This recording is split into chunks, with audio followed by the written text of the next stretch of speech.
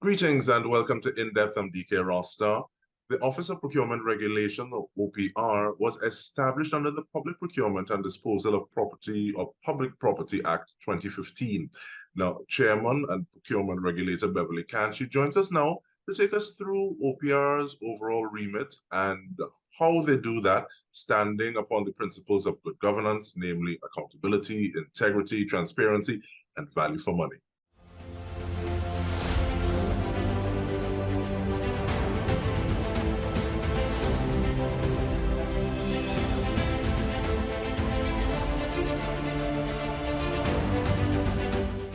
Chairman Khan, how you do? Thank you so much for joining us.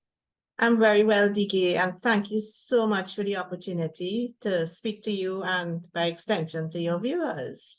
I sincerely appreciate the opportunity.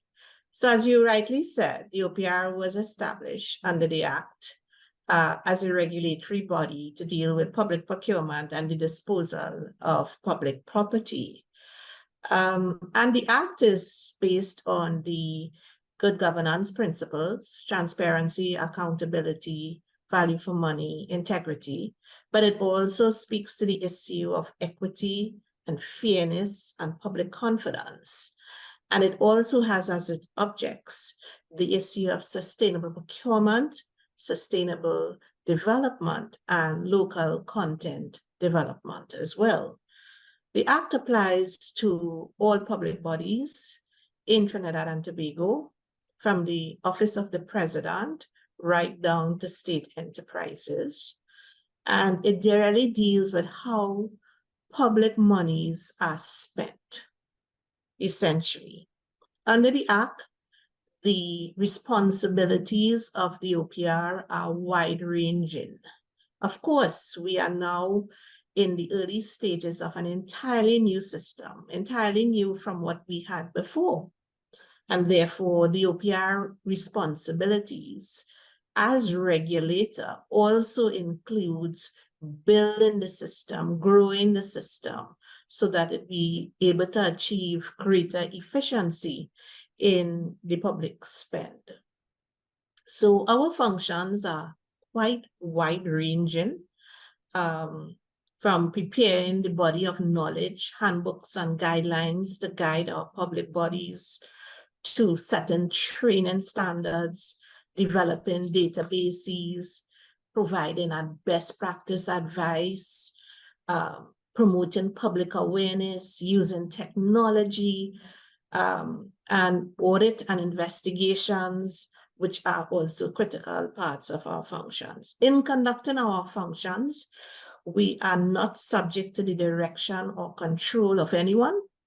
We report to the Parliament, very importantly, and we are always required under the Act to act expeditiously and to take steps to minimize any negative economic impact. So we have that development responsibility as well, because public funds are really used to promote the development of the country.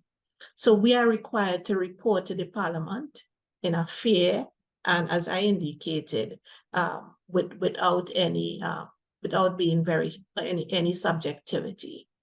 So that is in essence our powers coming from those functions. Dike, also we do have significant powers. We monitor the entire system.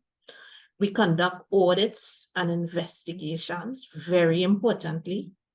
We issue directives to public bodies to ensure that there is compliance and any other act that we consider to be expedient for carrying out our functions.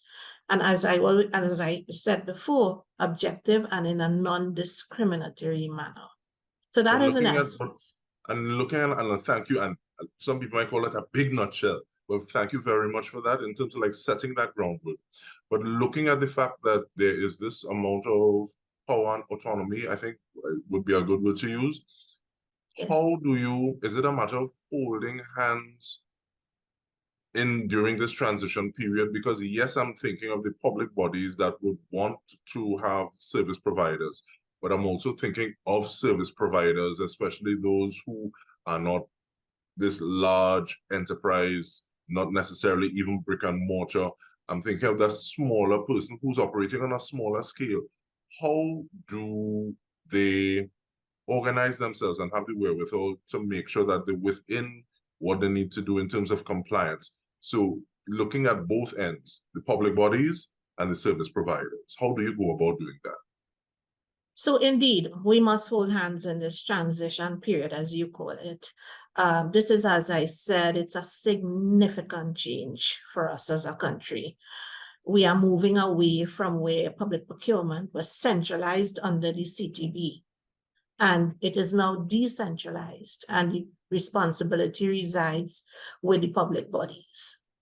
So to begin with, in terms of compliance, public bodies are really required to strengthen their systems and procedures that they utilize to undertake public procurement. And that is simply said, but it involves a whole lot of actions on their part in terms of building capacity in their systems. And I have to say, Dike, that is a challenge existing now across public bodies. Getting the persons who are competent in public procurement, in procurement generally, to undertake the tasks that are required. So that is a big challenge that we'll be working with them across the board with. They have to put in internal control systems to ensure that they follow all the tenets of the Act, and that they adhere to all the compliance mechanisms. They have to develop handbooks and guidelines as to how they do it. Now, the entire regime is one based on principle. It's not prescriptive in the sense where every single situation will be addressed in the handbooks and guidelines. So you have to establish the function in your respective bodies, and you have to put in place the systems that will safeguard, and as I said, adhere to the tenets of the Act. So it's wide ranging. It's a lot of responsibilities now, structures, systems, processes, competencies need to change. And we have, at the OPR, we have been working with public bodies. One thing I would want to say, the OPR cannot advocate for breaking the law. The law is the law, right? The Act has been passed, it is the law. But indeed, we understand the challenge that public bodies are facing, and we are willing to work with them to guide them through the process. That doesn't mean that we are prepared to give them any exemptions under the Act or regulations. We cannot do that. So we have been working with them. We have been sending out advisories. We have been meeting with them. We have been having sessions. How do you do your handbooks and special guidelines where you deem you have special circumstances that require some exemption under the guidelines, the general guidelines. And in terms of suppliers and contractors, we have been working with them. A lot of them call our offices. They need assistance in engaging with the procurement depository, and I have to admit that has been a pain point for both our public bodies and our suppliers and contractors. I have to tell you, Dike, that we are working towards simplifying the process where it will be easier for our suppliers and contractors to engage in that system and to register their business, their enterprise. Because then what it does for them, especially the smaller ones, it opens up the market to them of public procurement, all the public procurement activities. So we have been working with them. And I'll tell you quickly, we went to Tobago a couple of weeks ago, and we had a session with suppliers and contractors. Over 100 of them were in attendance, and we actually took them through the process. And we are going to be doing the same in all the regions of Trinidad within the next month. We are going to meet our suppliers and contractors and our public bodies, and we are giving them the hands-on guidance that we know that they require. And with that, we take a short break. I even might want to come back and ask about procurement officers because I'm thinking that might be a space if I want to make a jump anytime soon. But we will continue the conversation when we return. We are speaking with Chairman of Procurement Regulator Beverly Khan. Stay with us. We return with more.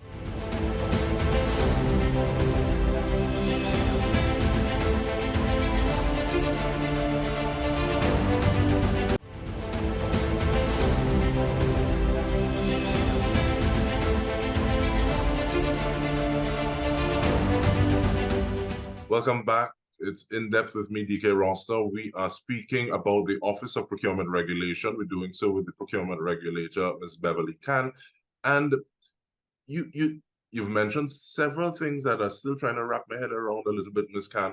But I want you to give us, in terms of the starkest difference between having this central sort of procurement, what is the biggest difference that is apparent with the deregularization with regard to procurement? How does that change the landscape in Trinidad and Tobago? Dramatically, it changes it. Before, we had the Central Tenders Board doing all the procurements for central government, particularly as it relates to over $1 million, right? Now, the responsibility lies with each individual public body. Each individual ministry now has that responsibility. So the function has moved in the ministries because they would have done some purchasing, right? The function would have certainly evolved and expanded for them now. And we are now asking them to conduct procurements using an approach which requires them to plan their procurements, to do market analysis, to identify their procurement methodologies, and then, of course, to execute and then to do contract management as well. So it is quite significant for public bodies. The state enterprises, the statutory bodies did it as we are doing now, but there are more controls now as we proceed. And I like the fact that you talk about there's an element of monitoring and evaluation as well. But with monitoring and evaluation, sometimes we need to show a little more stick than carrot. So I'm wondering if there are any punitive measures for someone running afoul of the law, because like you said, the OPR is not advocating that the law be broken for anyone. So what kind of processes are in place to make sure that people comply and continue with the process of compliance? Okay, so if the act is very clear, if you are not in compliance with the act, there are a lot of fines and actually serving time in a place we don't want to be, right? Jail, right? It does do that. I mean, each non-compliance issue has its special punitive measures attached, right? So that is to a very significant difference. I have to also say, in the past, procurement was seen as an administrative function, especially in the civil service. Now it's a more strategic function in the sense that procurement, rightly so, is finally being looked at as part of all the set of strategic tools that are available to our country in order to pursue development and growth as well. So those are some of the fundamental changes. And we recognize that for many people, it's a significant change issue. Even some of the more established procurement regime in our state enterprises, it is a challenge for them. And they now have to report to the OPR, which is a significant change. Before, they didn't report to anybody. Well, the state enterprises would have reported to the Ministry of Finance, but not a regulatory body as the OPR now is. Yes. This kind of reminds me of the conversations that have been around HR in terms of the function of HR. Some people would say, okay, well, when you have a new person in the organization, you're taking their name, you're giving them the amount of pens or pencils, and when it's a birthday, there's something that goes around, versus that intentional, strategic bent where you have HR trying to get the best players on your team to ensure success.